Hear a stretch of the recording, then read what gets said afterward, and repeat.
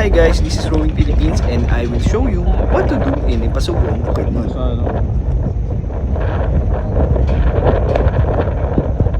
At first ay dumaan tayo dito sa pineapple plantation.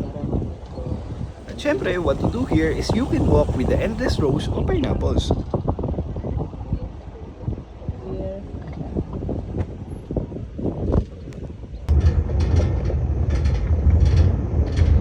After the plantation, diretso agad tayo dito sa communal ranch.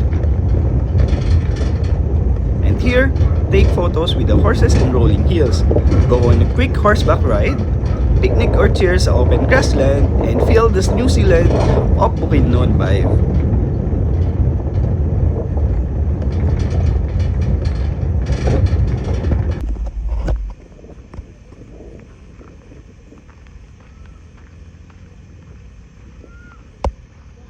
Maaari kayong lumapit sa mga kabayo, ngunit tandaan, laging irespeto at huwag natin silang gagambalain.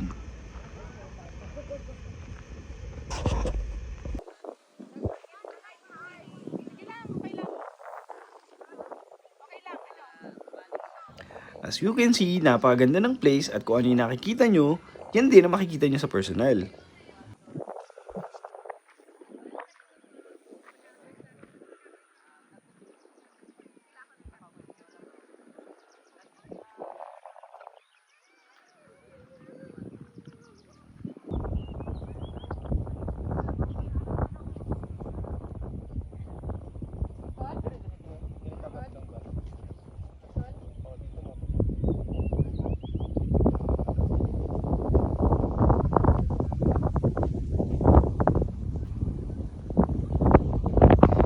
And another destination dito sa Impasugong ay ang Roti Peaks. And here, you can catch the sunrise and a sea of clouds. Trek early in the morning through the foggy trails. Take also a drone shots of the ridge lines and the landscapes. You can also drink coffee here habang nag-enjoy at nakatingin sa horizon. And bonus tips, best time to visit here is 4 AM to 8 AM para sa sunrise at clouds.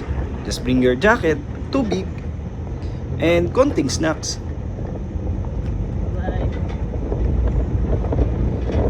And flying beyond the usual, this is Bukidnon, and this is Roaming Philippines.